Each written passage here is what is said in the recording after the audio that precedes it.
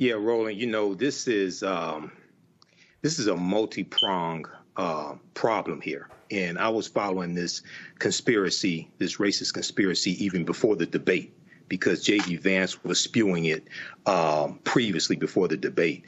The Haitians and their numerous articles on this is a good one from CNN.com, Fear and Frustration in Ohio City as Political Debate Seizes on Growing Haitian Population.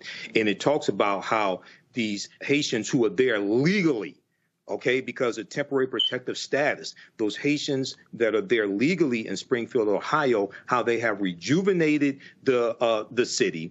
And they also talk about how many of the Haitians are highly educated as well.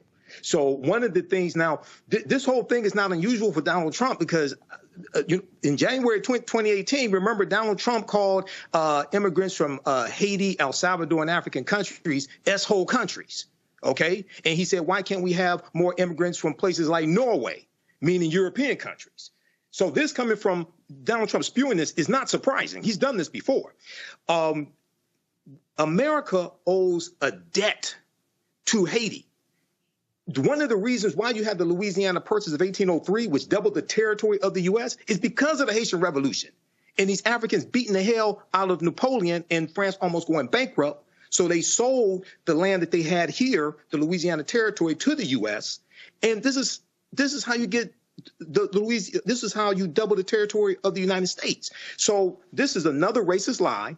This is in the vein of Donald Trump and MAGA.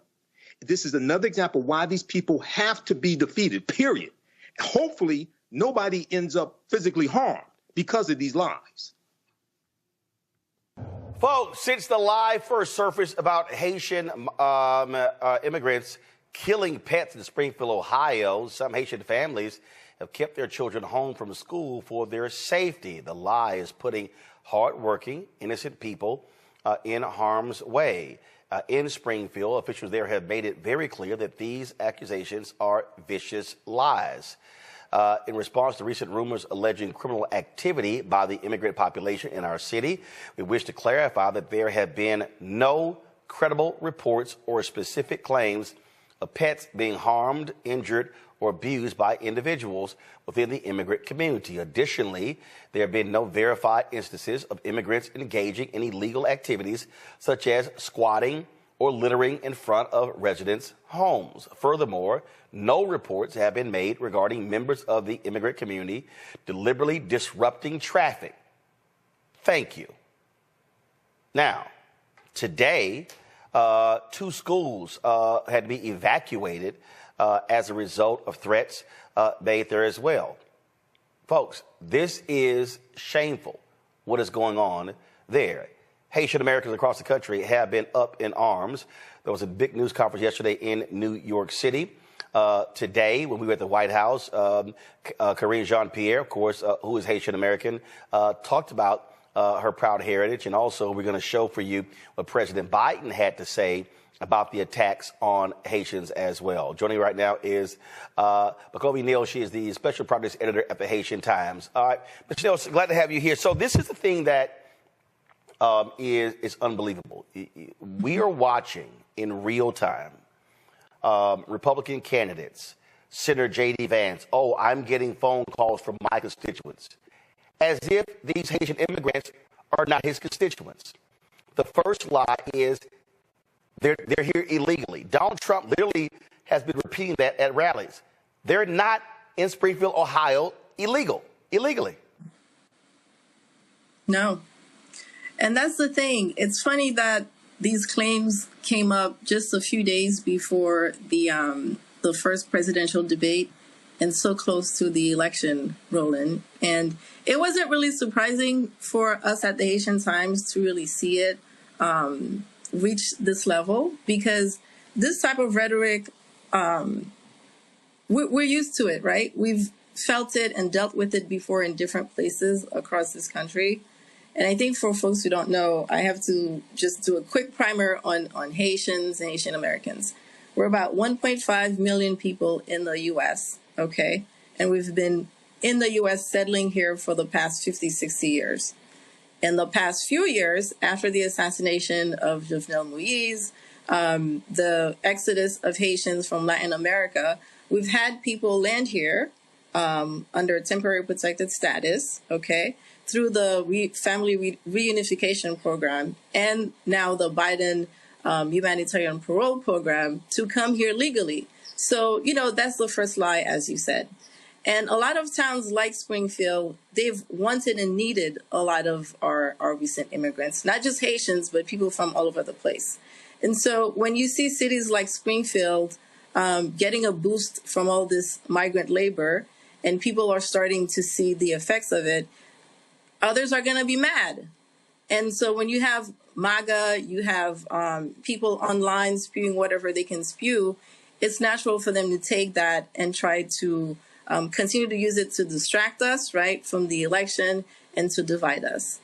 Unfortunately, it has real consequences, like the bum scares, the schools shutting down, and people literally feeling like they can't go to Walmart without having to deal with some sort of attack, right?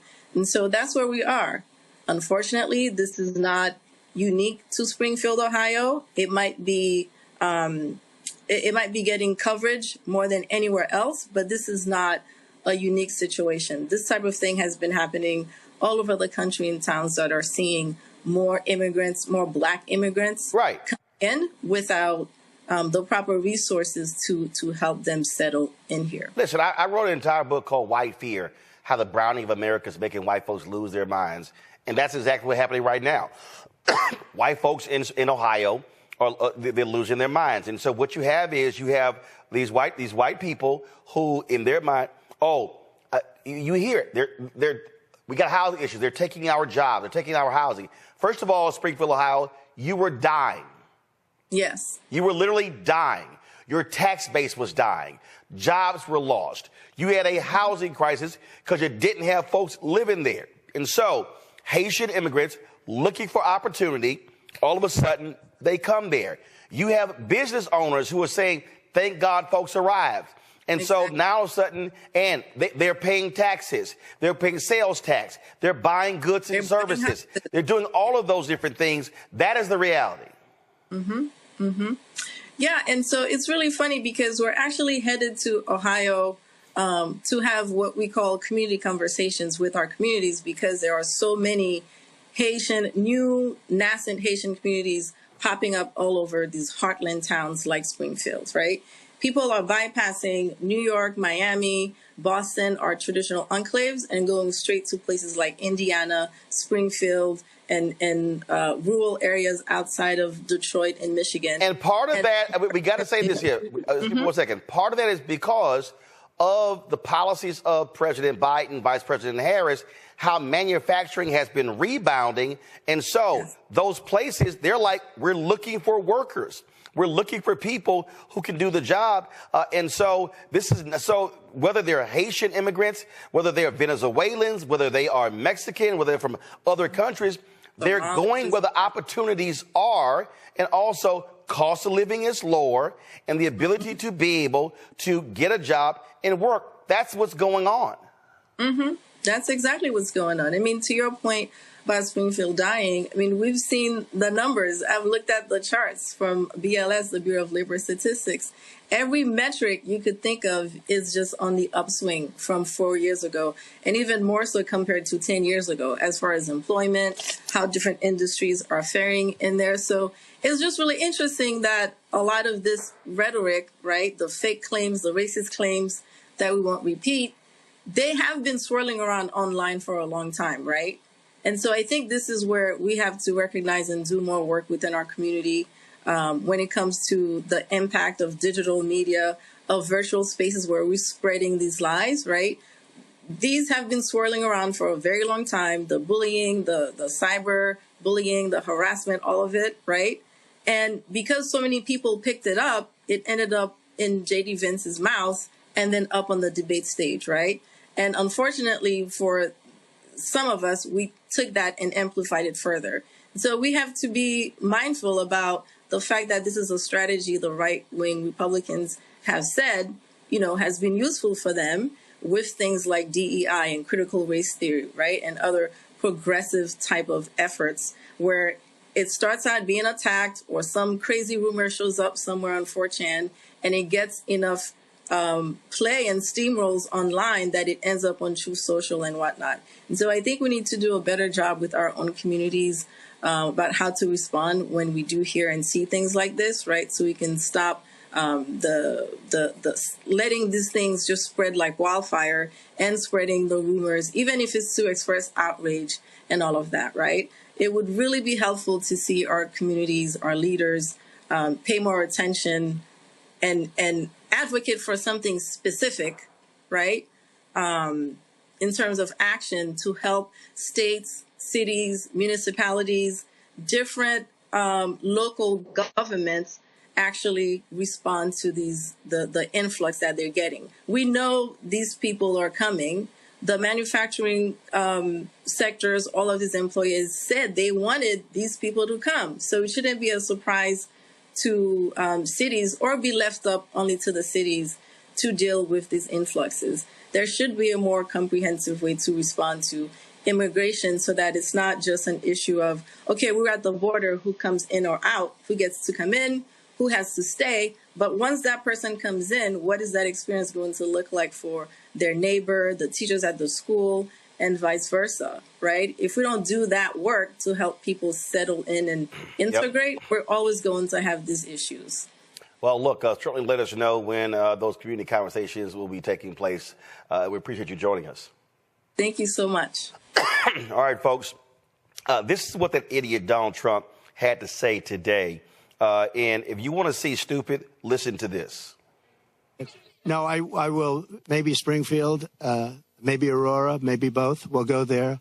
I can say this. We will do large deportations from Springfield, Ohio.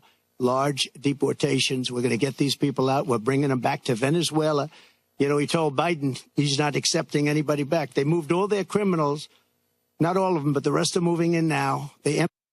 First of all, how are you going to move Haitian immigrants to Venezuela? Again, that's just how stupid these folks are. Singer John Legend weighed in on this. He's a native of Springfield, Ohio, and dropped this video on yesterday. Hello, everyone. My name is John Legend, and I was born as John R. Stevens from a place called Springfield, Ohio. Oh, Springfield, Ohio. You may have heard of Springfield, Ohio this week. In fact, if you watched the debate, we were discussed by our presidential candidates, including a very special, interesting man named Donald J. Trump. Now, Springfield has had a large influx of Haitian immigrants who have come to our city. Now, our city had been shrinking for decades. We didn't have enough jobs. We didn't have enough opportunity. So people left and went somewhere else. So when I was there, we had upwards of 75,000 people. And in the last 5 years, we were down to like 60,000 people. But of late, during the Biden administration, there have been more jobs that opened up, more manufacturing jobs, more plants, factories that needed employees and were ready to hire people. So we had a lot of job opportunities, and we didn't have enough people in our town of 60,000 people to fill those jobs. And during the same time, there had been upheaval and turmoil in Haiti, and the federal government granted visas and immigration status to a certain number of Haitian immigrants so they could come to our country legally.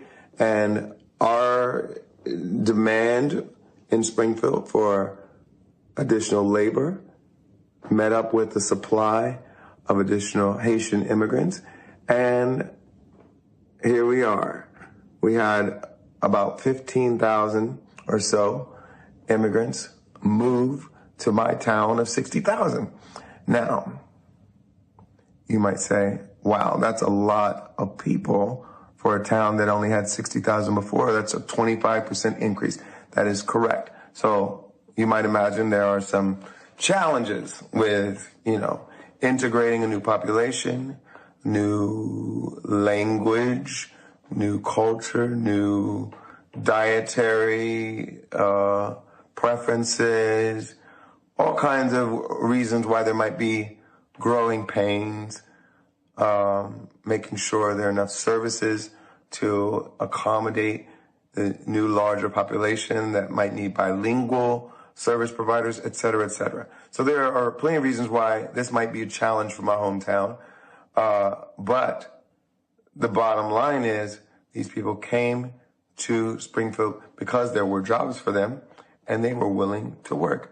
And they wanted to live the American dream, just like your German ancestors, your Irish ancestors, your Italian ancestors, your Jewish ancestors, your Jamaican ancestors, your Polish ancestors, all these ancestors who have moved to this country, maybe not speaking the language that everyone else spoke, maybe not eating the same foods, maybe having to adjust, maybe having to integrate, but all coming because they saw opportunity for themselves and their families in the American dream, and they came here to do that.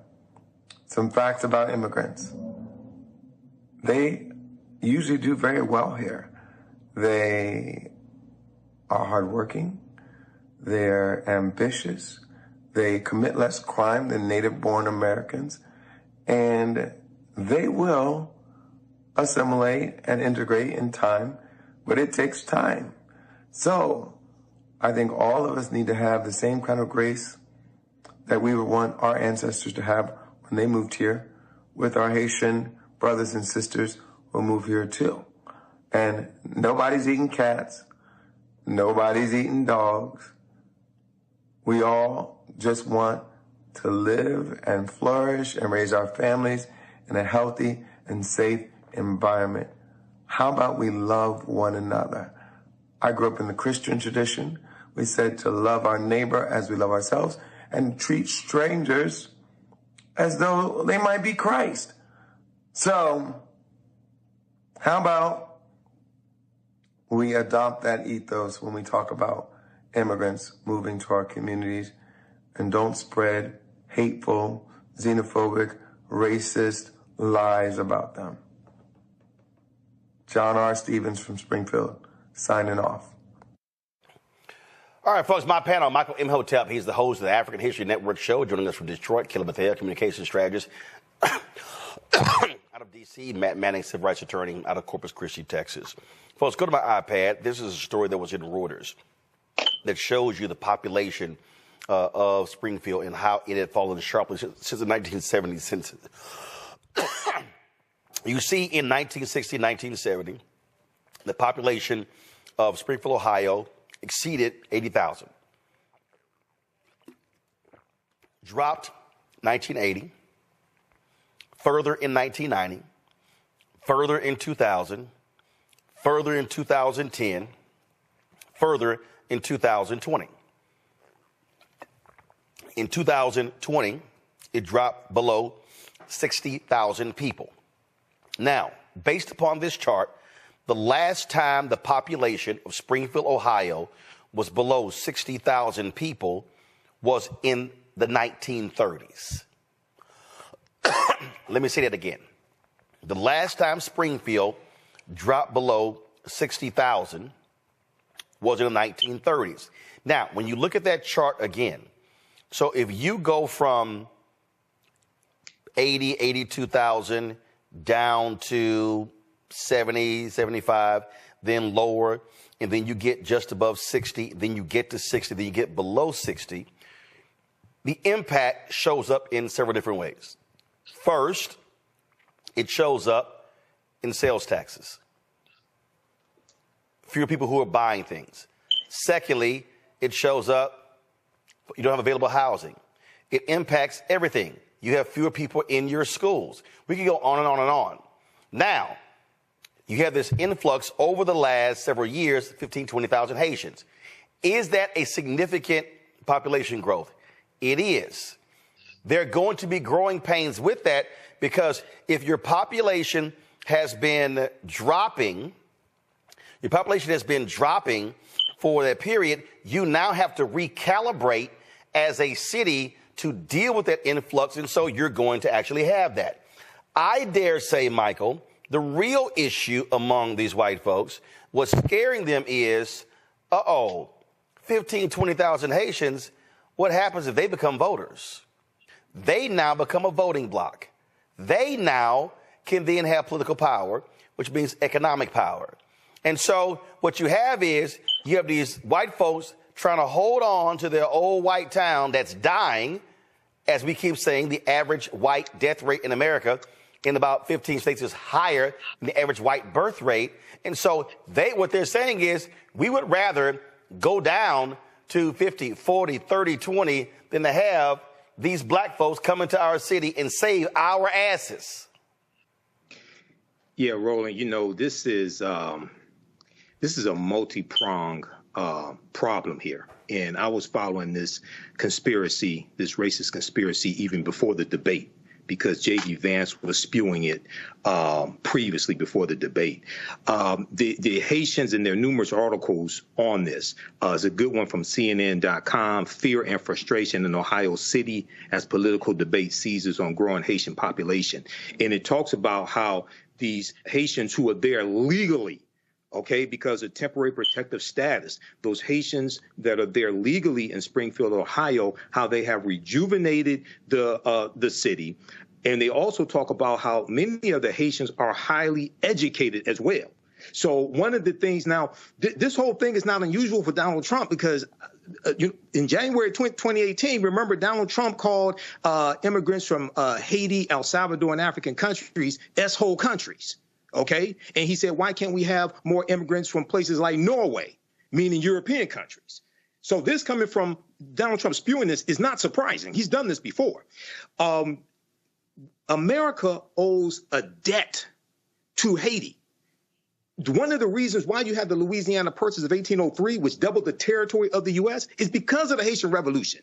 And these Africans beating the hell out of Napoleon and France almost going bankrupt. So they sold the land that they had here, the Louisiana Territory, to the U.S. And this is how you get this is how you double the territory of the United States. So this is another racist lie. This is in the vein of Donald Trump and MAGA. This is another example why these people have to be defeated, period.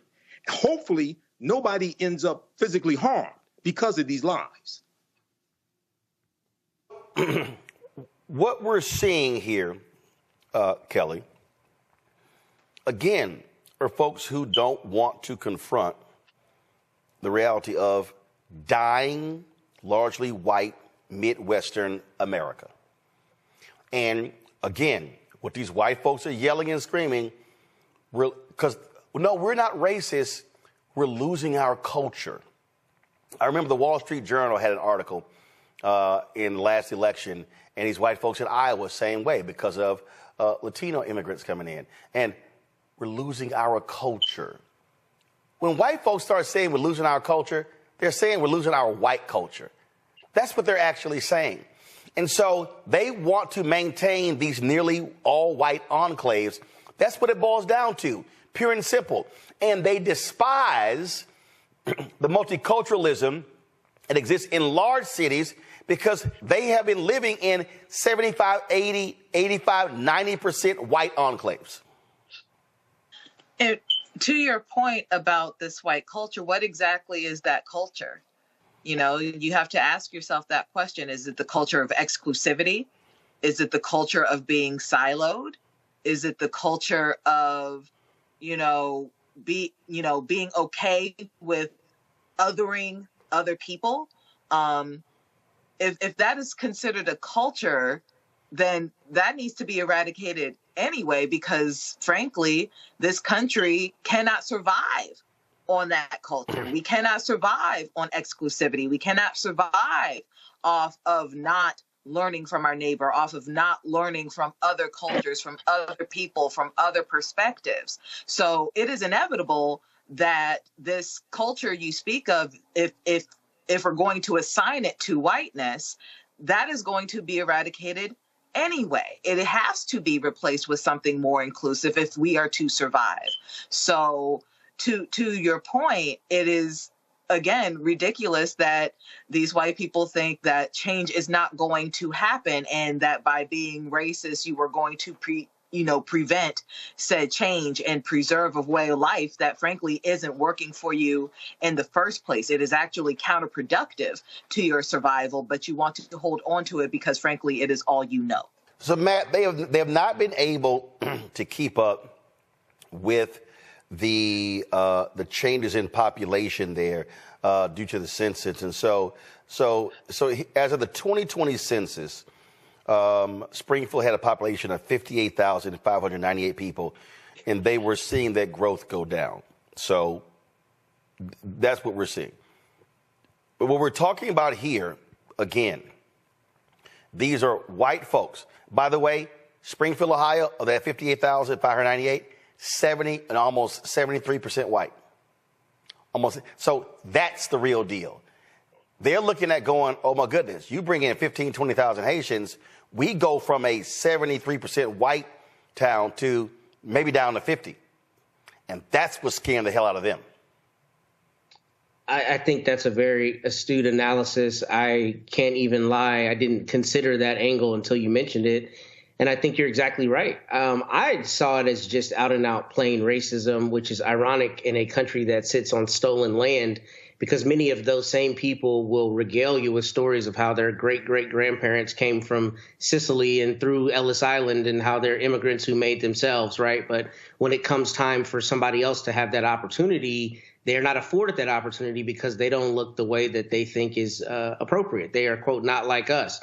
And that's the issue here. It's just straight up racism. I mean, I went to law school in Toledo, Ohio, and Toledo is a perfect example of a Midwest town that was built around a factory that no longer exists and is fledgling. And cities like Springfield already have these issues. So to act as though there's not a benefit to a boom to the tax base and to the labor base with people coming in, it's just economically dishonest. And on top of that, I mean, we do have to concede that there are surely going to be, as you said earlier, growing pains as it relates to the school system and social services systems that are just not necessarily built in the short term to provide benefits and other things immediately with an influx of people. However, there's an overall aggregate benefit. So if you look at it from an economic standpoint, you would think this would be a beneficial thing. But none of that matters if your problem is the people who are coming in don't look like you. You don't give them the same level of humanity you might people from Nordic countries.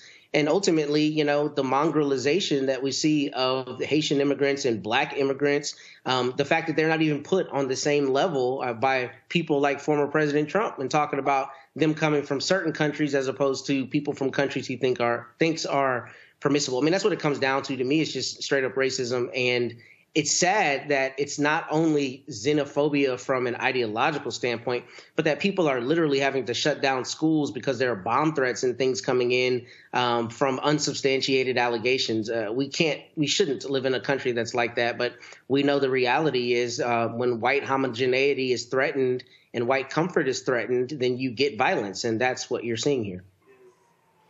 So at the White House today, this is what President Biden had to say when he spoke at the Black Excellence Lunch on the South Lawn. I want to take a moment to say something like so many Americans like Karine, as he pointed out, a proud Haitian American community that's under attack in our country right now. Simply wrong. There's no place in America. This has to stop what he's doing. It has to stop.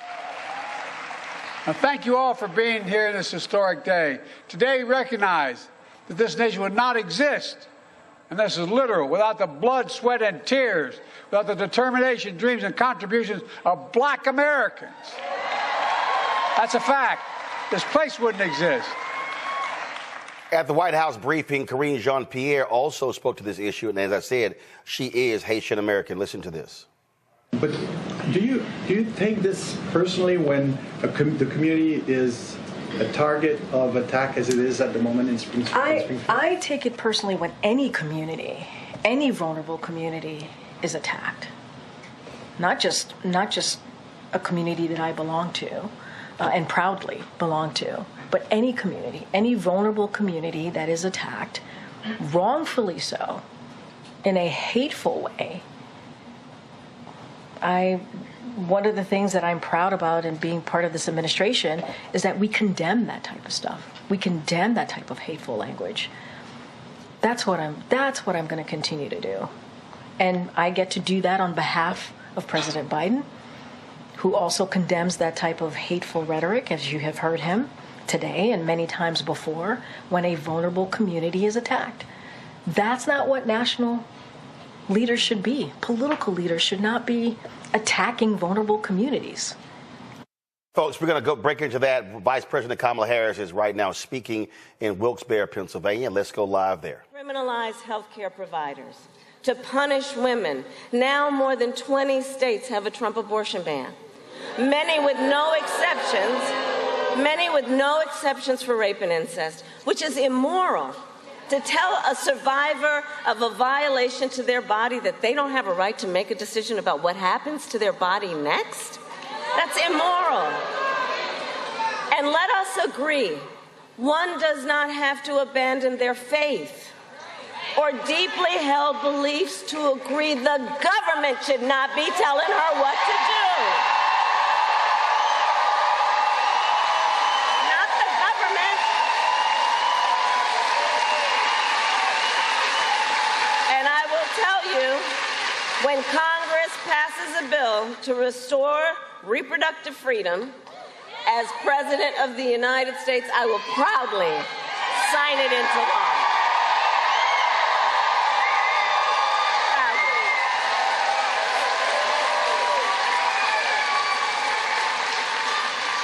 And I'm traveling our country, and I'll tell you, across our nation, we are witnessing a full-on assault on other hard-fought, hard-won fundamental freedoms and rights, like the freedom to vote, the freedom to be safe from gun violence, the freedom to join a union,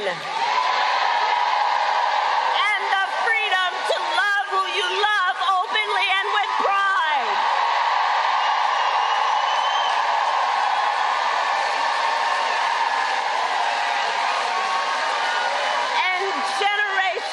Let's remember who we are as Americans. Generations before us led the fight for freedom. And to the friends here, I say, the baton is now in our hands.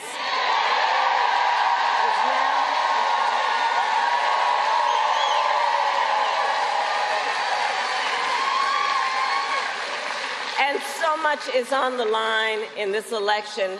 We all know and remember, this is not 2016 or 2020.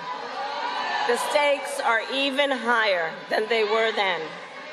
Because 2 months ago, the United States Supreme Court essentially told the former president that he will effectively be immune no matter what he does if he gets back into the White House.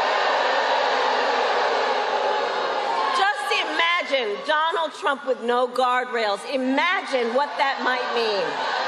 Right. He who has vowed, if reelected, he would be a dictator on day one. He who called for the, quote, termination of the Constitution of the United States.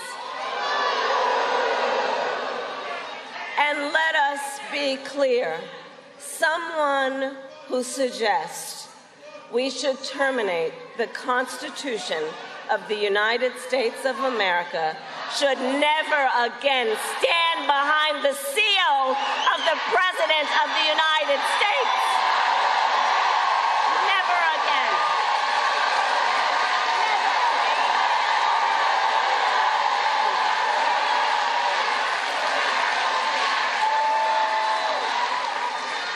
So Pennsylvania, it all comes down to this. We are here together because we love our country. We love our country. And we who are here understand the awesome responsibility that comes with the greatest privilege on earth, the privilege and pride of being an American.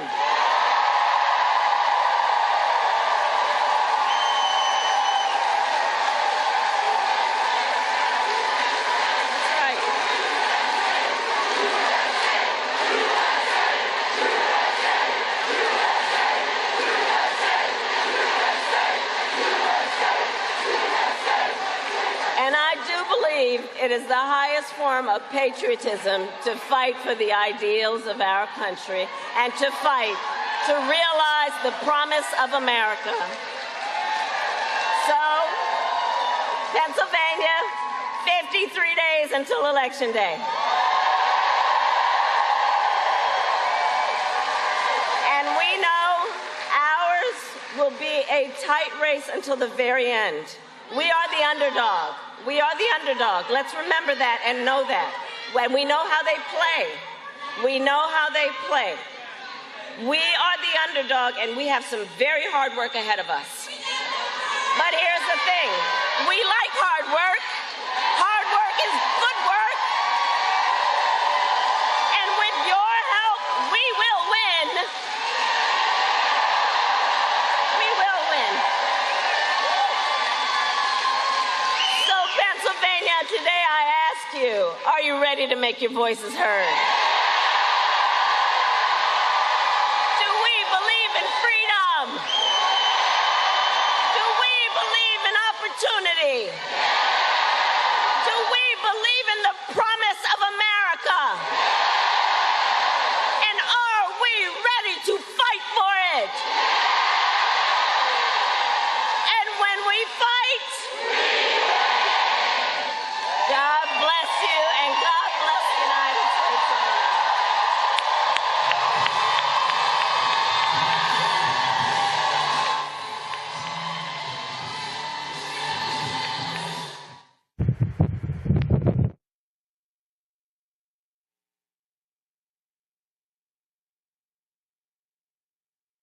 Talk over it.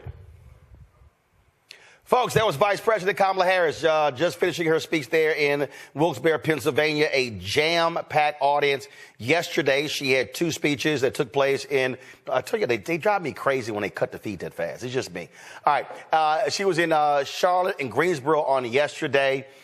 Really out there hitting the road in a very aggressive way. You're seeing that. Again, Pennsylvania, critical state. North Carolina, they're seeing the polling data there as a critical state as well. I'm gonna go back to our panel real quick before I got to go to a break and go to our next guest. The thing here, what they are seeing, Kelly, Governor Roy Cooper of North Carolina. He said she has an excellent chance of winning North Carolina because of how the data is shifting. Also, that governor's race, Josh Stein, he's up some 12, 14 points against Mark Robinson. And they really believe that Mark Robinson, the crazy, demented black Republican who is so anti-abortion, they think that he is going to play, him being on the ballot will play a huge role in driving people out to also vote for her to beat Donald Trump. Again, with North Carolina being in play is a really big deal. I did some work down there a couple years ago during the 2022 election cycle, and I noticed and truly felt exactly how purple that state is. It is not, they should not take for granted the Republican vote because it really is split down the middle in so many of the micro jurisdictions being, you know, their voting districts as well. I really, truly think that Vice President Harris has a shot. If we galvanize, organize, get people to the polls, she gets her message out there as clearly and as succinctly as possible with the time allotted before November 5th, I truly think she has a shot. And that helps with the people down ballot in that state as well, as you mentioned, because again, we are not going to take for granted or not assume that this is just going to be a red state. North Carolina Dems have fought very hard to make that state purple. And in 2024, God willing, it'll actually be blue. Matt. I don't have anything to add, really. I think Kelly hit the nail on the head. I think the momentum, not only from the debate, but just from the what the polls are showing, shows that not only do I think Vice President Harris has a good chance, I think she's going to win. And I think Lichtman predicted that the other day, and he's been correct in what, like 38 or in the last several presidential elections since 1984, I believe. He's been correct every time except for twice using his metrics. And it just looks like the tide has shifted pretty clearly. And, I think the debate, I'm sure you talked about it robustly on the show on Tuesday. I didn't get a chance to watch it, but I think the debate and the response to the debate has been very effective for her campaign, because for the same reasons it was ineffective for Mr. Biden before, it's very clearly effective for her now, particularly because of how strongly she appeared in that debate. So I think forward for them, just keep building that momentum, and I'm seeing it's going to be victory for her in November. Michael. Roland, I think she has an extremely good chance of defeating Donald Trump. I think the chance increases every day. The debate was a decisive win for Vice President Kamala Harris. I posted on my Facebook page, somebody called the elder abuse hotline because she beat the hell out of that old man. And she beat him so badly that he doesn't want another debate, but he's lying, saying he won the debate, and everybody saw it. 67 million people saw her beat the hell out of him, and she prosecuted the hell out of him. She continues to roll out policy. She has the policies at her website. We also know that Penn Wharton said that her policies with the economy will be much better than Donald Trump's. And as we learn more about her policies, we see how they will target the middle class, help people prosper, and also bring more people into the middle class, whereas Donald Trump's policies, his tariffs are going to cause a recession and cause middle class families to pay close to $4,000 more a year. So this is all hands on deck, but I think she's going to win it. I think we're going to win it. All right, got to go to a break. We come back, more on Roland Martin Unfiltered on the Black Star Network. Everything.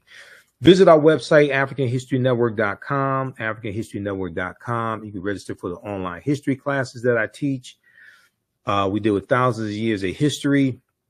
I teach 2 online history classes, Saturdays 4 p.m. to 6 p.m. and Sundays 4 p.m. to 6 p.m. Saturdays is Ancient Kemet, the Moors, and the Ma'afa, understanding the transatlantic slave trade, what they didn't teach you in school. And then on Sundays, Black resistance movements, from Christopher Columbus to the Haitian Revolution and the Black Power movement, 1492 to 1968. So we have classes coming up this weekend. Classes on sale, $80. We do the sessions live. All the sessions are archived and recorded. You can go back and watch it any time. We have a bundle pack of courses. You can register for both classes also. I do a PowerPoint presentation. We have book references, articles, video clips. Even after the course is over with, you still have access to the full class. You can go back and watch it anytime. And then Ancient Kemet, the Moors, and the Ma'afa, understanding transatlantic slave trade. That meets this weekend also. You can we have the course outline here that you can download as well.